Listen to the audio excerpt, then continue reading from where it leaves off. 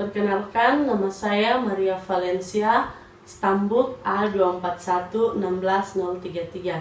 Saya mahasiswa dari Universitas Tadulako, program studi pendidikan fisika. Di sini saya akan membuat video pembelajaran. Ya, selamat pagi anak-anak. Bagaimana kabar kalian hari ini? Ya, tentunya semuanya dalam keadaan yang baik ya, dan selalu dalam lindungan Tuhan. Oke, sebelum kita memulai pembelajaran hari ini, saya minta salah satu siswa untuk maju ke depan untuk memimpin kita dalam doa. Amin. Oke, Ibu akan mengecek kehadiran kalian pada hari ini. Yang hadir pada pertemuan kali ini, Ibu akan memberikan nilai tersendiri. Dan yang tidak hadir pada pertemuan kali ini, Ibu tidak akan memberi nilai, ya. Oke. Tujuan pembelajaran kita pada pagi hari ini yaitu mampu memahami dan mengetahui pengaruh kalor terhadap perubahan suhu pada zat yang berbeda ataupun pada massa yang berbeda. Oke. Di sini apakah ada yang tahu apa itu kalor dan apa itu suhu? Ya, kalau belum tahu, mari kita sama-sama belajar tentang kalor dan suhu pada pertemuan hari ini. Suhu merupakan derajat panas atau dinginnya suatu benda. Nah, sedangkan kalor merupakan energi yang dipindahkan dari suatu benda ke benda yang lainnya. Jika sebuah benda dipanaskan, maka suhu benda tersebut akan naik. Begitu juga sebaliknya. Jika benda didinginkan, maka suhunya juga akan turun. Nah, kita misalkan pada minyak dan air. Ketika kita memanaskan kedua benda tersebut dengan massa yang berbeda, manakah yang lebih dulu mengalami kenaikan suhu yang lebih besar? Nah, tentunya yang memiliki kenaikan suhu yang lebih besar adalah minyak. Karena kalor jenis minyak adalah 2400 dan kalor jenis air adalah 4200 Joule per kilogram derajat Celcius. Nah, jadi terlihat bahwa kalor jenis air lebih besar daripada kalor jenis minyak. Oleh karena itu, karena kalor jenis air lebih besar, maka perubahan suhu air lebih kecil daripada perubahan suhu minyak goreng. Oke. Kemudian kita masuk pada hubungan kalor dan perubahan suhu. Semakin besar kalor, maka perubahan suhu juga akan lebih besar. Nah, jika terdapat wadah yang terisi air dengan massa yang sama, air dipanaskan menggunakan dua kompor.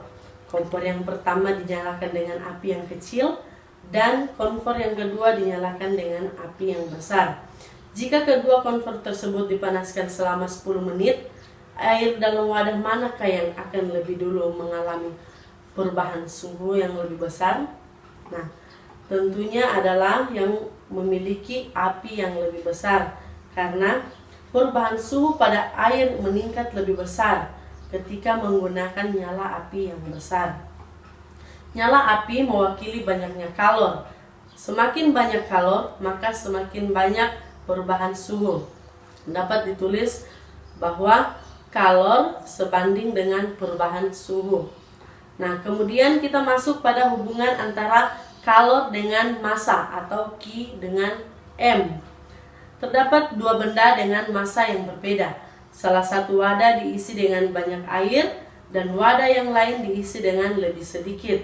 Kedua benda tersebut dipanaskan dengan nyala api yang sama. Nah, air yang lebih dulu panas adalah air yang diisi lebih sedikit. Karena mengapa? Banyak air mewakili massa air.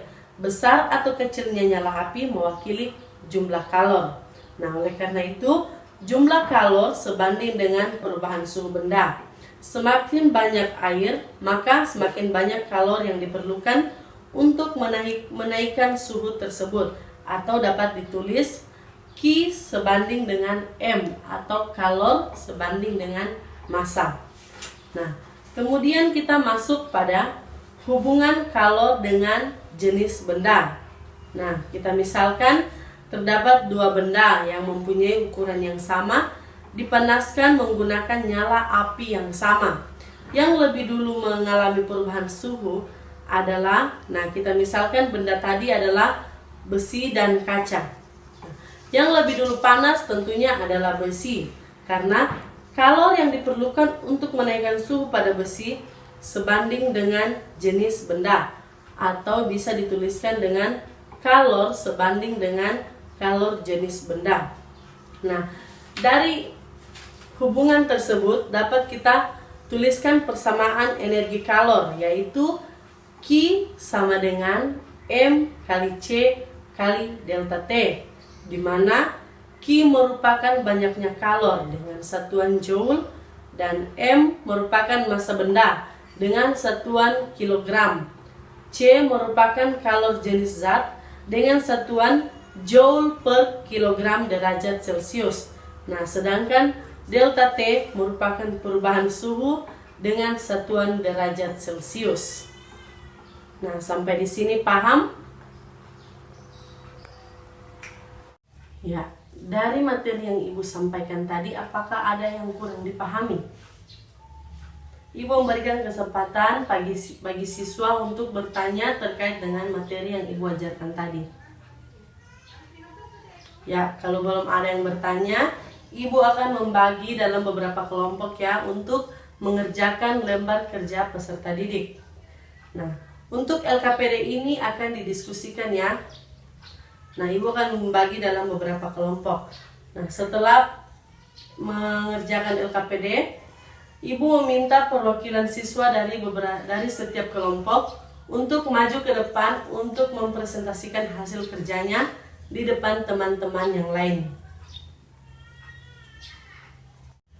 Ya, untuk pertemuan kita kali ini sampai di sini dulu ya. Pertemuan berikutnya silakan pelajari pengaruh kalor terhadap perubahan wujud zat. Nah, sebelum kita mulai pada materi berikutnya untuk minggu depan, Ibu akan melakukan kuis terkait dengan materi hari ini. Nah, silakan dipelajari materi pengaruh kalor terhadap perubahan wujud zat ya. Untuk pertemuan kita kali ini sampai di sini dulu. Sampai jumpa di pertemuan selanjutnya.